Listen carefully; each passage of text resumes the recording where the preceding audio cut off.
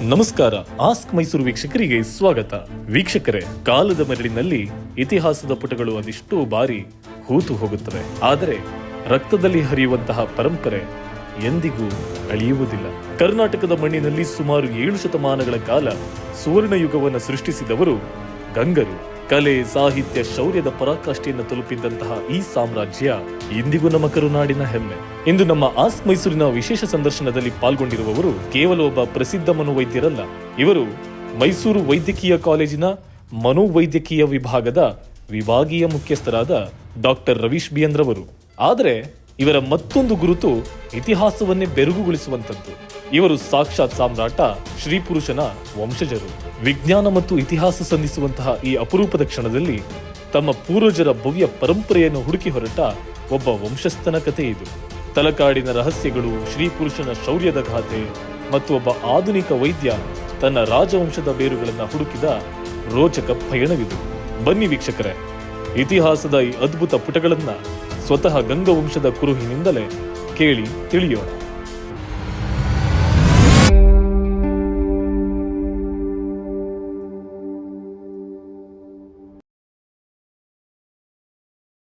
Sir ನಮಸ್ಕಾರ.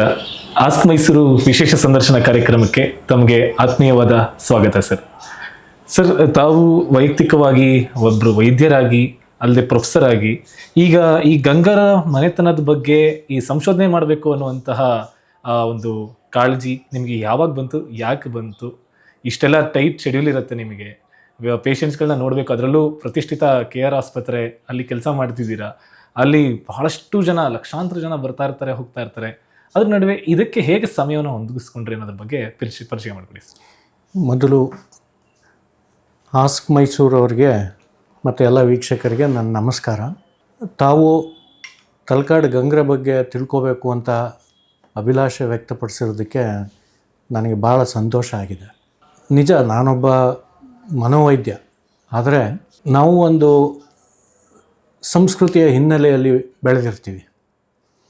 ಇದರಲ್ಲಿ ಮುಖ್ಯವಾಗಿ ಏನಂತಂದರೆ, ಚಿಕ್ಕದರಲ್ಲಿ ಇತಿಹಾಸದ ಬಗ್ಗೆ ಸ್ವಲ್ಪ ಆಸಕ್ತಿ ಇತ್ತು ನನಗೆ.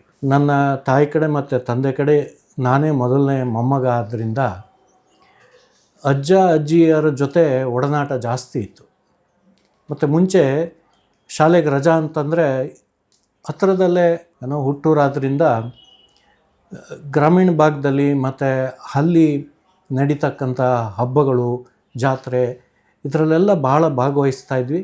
ಮತ್ತು ಅಜ್ಜಿಯ ಕಥೆಗಳು ಅಂತ ಹೇಳ್ತಾರಲ್ಲ, ಹಾಗೆ ಸಾಕಷ್ಟು ವಿಷಯಗಳನ್ನ ನಮಗೆ ಹೇಳ್ತಾಯಿದ್ರು. ಅಜ್ಜಿ ತೊಡೆ ಮೇಲೆ ನಾವು ಮಲ್ಕೊಳ್ಬೇಕಾದ್ರೆ ಆ ಕಥೆಗಳು ನಮ್ಮ ಮನಸ್ಸಿಗೆ ಭಾಳ ಗಾಢವಾದ ಒಂದು ಪ್ರಭಾವ ಬೀರಿತ್ತು. ಆದರೆ ಇದು ಒಂದು ಸಂಶೋಧನೆಯ ಪ್ರಕಾರವನ್ನು ಹಿಡಿಬೇಕಾದ್ರೆ ಏನೋ ಒಂದು ಜ್ಞಾನೋದಯ ಅಂತಾರಲ್ಲ, ಆ ಥರ ಒಂದು ಘಟನೆ ಆಯಿತು. ಏನಂದರೆ, ನಮ್ಮ ಟಿ ನರಸೀಪುರ ತಾಲೂಕು ಸಾಧಕರಿಗೆ ಸನ್ಮಾನ ಅಂತ ಕರೆದಾಗ ಬನ್ನೂರಿನಲ್ಲಿ ಅದು ನಡೀತು 2019ರಲ್ಲಿ. ಅಲ್ಲಿ ನಮ್ಮ ತಾತನವರ ಆಪ್ತರಾದಂಥವರು ಒಬ್ಬರು ಇತಿಹಾಸಕಾರರು ಬಂದಿದ್ದರು. ಅಲ್ಲಿ ಬೇರೆ ಬೇರೆ, ಈಗ ಒಬ್ಬರು IAS ಅಧಿಕಾರಿ ಮತ್ತು IPS ಅಧಿಕಾರಿ, ಹಾಗೆ ವೈದ್ಯ ವೃತ್ತಿಯಿಂದ ನನ್ನನ್ನು ಕರೆದಿದ್ದರು.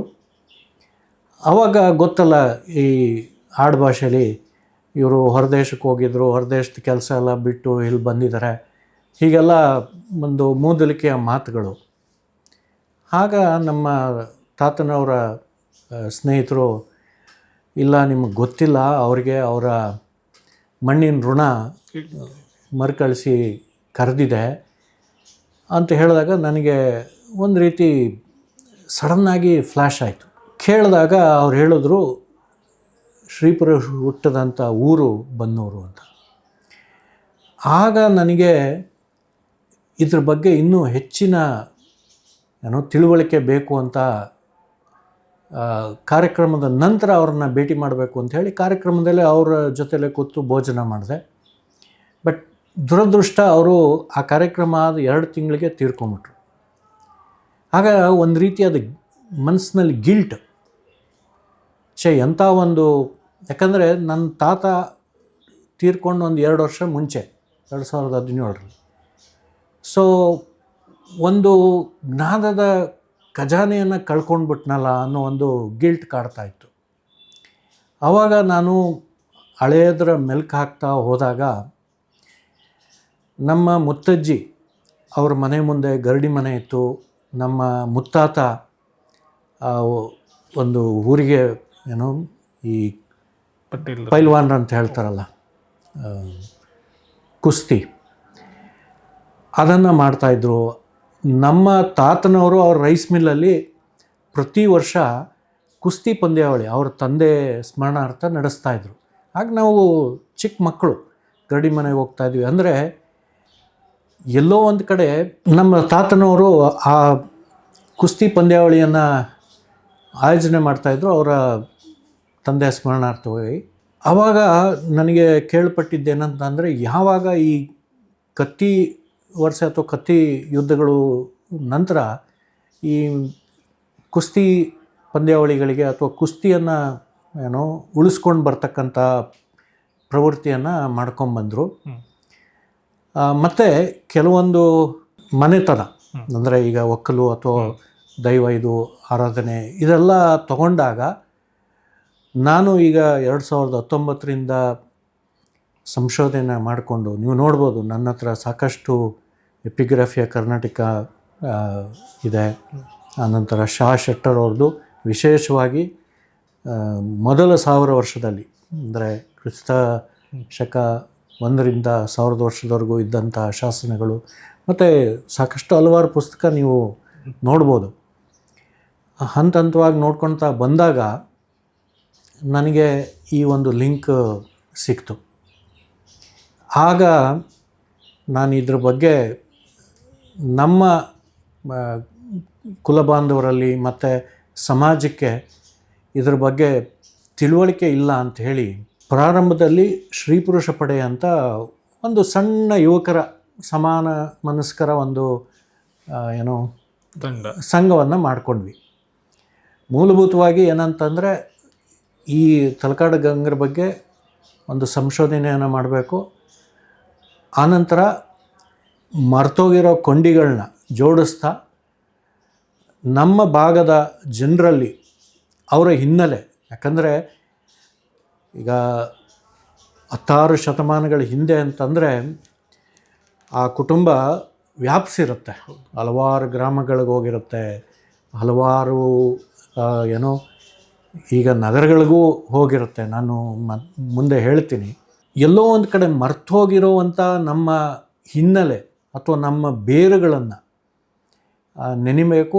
ಆ ಮುಖಾಂತರ ನಾವು ಸಮಾಜಕ್ಕೆ ಕೇವಲ ಏನು ಹೇಳ್ತಾರೆ, ನಮ್ಮ ಆಯಸ್ಸಿನಲ್ಲಿ ಕೊಡೋದಷ್ಟೇ ಅಲ್ಲ, ಆಯಸ್ಸು ನಂತರನೂ ಮಾತಾಡುವಂಥದ್ದು ಇರಬೇಕು ಅಂತ ಮೊದಲನೇ ಬಾರಿಗೆ ಅಲ್ಲಿ ರೈತರನ್ನು ಸೇರಿಸ್ಕೊಂಡು ಶ್ರೀ ಪುರುಷನ ಹುಟ್ಟೂರಾದ ಬನ್ನೂರಿಂದ ಅವನ ಸಮಾಧಿ ಇರತಕ್ಕಂಥ ಮುಡುಕ್ತೆರೆವರೆಗೆ ಸುಮಾರು 250 ಬೈಕು ಒಂದು ಸಾಂಸ್ಕೃತಿಕವಾಗಿ ಇದರ ಬಗ್ಗೆ ಇತಿಹಾಸಕಾರರನ್ನು ಕರೆದು ಅದರಲ್ಲಿ ವಿಶೇಷವಾಗಿ ನಾನು ಹೆಸರು ಹೇಳಬೇಕು ಅಂತಂದರೆ ತಲಕಾಡಿನವರಾದಂಥ ತಲಕಾಡು ಚಿಕ್ಕರಂಗೇಗೌಡರು, ಅವರನ್ನು ಈ ಒಂದು ಬೈಕ್ ರ್ಯಾಲಿಗೆ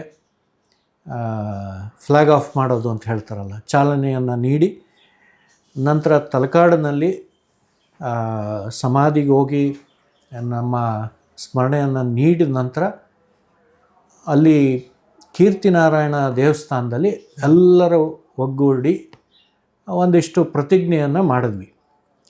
ಆ ಮುಖಾಂತರ ಅವತ್ತು ಪ್ರಾರಂಭ ಆದ ಮೊದಲನೇ ಶ್ರೀ ಪುರುಷೋತ್ಸವ ಹೋದ ವರ್ಷಕ್ಕೆ 6ನೇ ಶ್ರೀ ಪುರುಷೋತ್ಸವ, ಅಂದರೆ 6 ವರ್ಷಗಳು ನಿರಂತರವಾಗಿ ಪ್ರತಿ ವರ್ಷವೂ ಒಂದೊಂದು ವರ್ಷ ಒಂದೊಂದು ಹೆಜ್ಜೆಯನ್ನು ಇಟ್ಕೊಂಡು ಬಂದ್ವಿ. ಸೊ ಮೊದಲನೇ ವರ್ಷ ಬೈಕ್ ರ್ಯಾಲಿ ಆದರೆ 2ನೇ ವರ್ಷ 10,000 ಪಾಕೆಟ್ ಕ್ಯಾಲೆಂಡ್ರು, ಸುಮಾರು 10,000 ಪ್ರತಿಗಳನ್ನು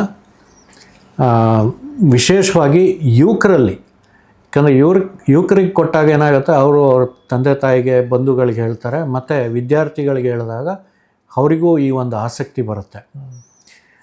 ಇದು ಮೊದಲ ವರ್ಷ. ಆದರೆ 2ನೇ ವರ್ಷದಲ್ಲಿ ಸ್ತ್ರೀ ಪುರುಷನ ಬಗ್ಗೆ ಒಂದು ಕನ್ನಡ ಪುಸ್ತಕವನ್ನು ಹೊರ ತಂದ್ವಿ. ಓಕೆ. ಅದಲ್ಲದೆ ಒಂದು 3 ಜನ ಸಮಾಜದಲ್ಲಿ ಸೇವೆಯನ್ನು ಸಲ್ಲಿಸಿ, ಅದರಲ್ಲೂ ವಿಶೇಷವಾಗಿ ನಮ್ಮ ಕನ್ನಡ ಭಾಷೆ ಸಂಸ್ಕೃತಿಗೆ ಕೊಡುಗೆಯನ್ನು ಕೊಟ್ಟವರು. ಇದರಲ್ಲಿ ಮುಖ್ಯವಾಗಿ ಮೊದಲನೆಯವರಾಗಿ ನಾವು ಕೊಟ್ಟಿದ್ದು ಅಂತಂದರೆ CPK ಸರ್ ಅವರಿಗೆ. ಓಕೆ. ಭಾಳ ಹೆಮ್ಮೆ ಅನಿಸುತ್ತೆ. ಅಂಥ ಕುವೆಂಪು ಅವರ ಶಿಷ್ಯಂದಿರವರು. ಇವತ್ತೇನಾದ್ರು ನಾವು ಕುವೆಂಪು ಅವ್ರನ್ನ ನೋಡ್ಬೋದು ಅಂತಂದರೆ ಇವ್ರ ಮುಖಾಂತರ. ಸೊ ಅವ್ರಿಗೆ ಕೊಟ್ಟಾಗ ಅವರು ಅಷ್ಟೇ ನಮಗೆ ಮುನ್ನುಡಿಯನ್ನು ಸಹ ಆ ಪುಸ್ತಕಕ್ಕೆ ಬರ್ಕೊಟ್ಟಿದ್ದಾರೆ.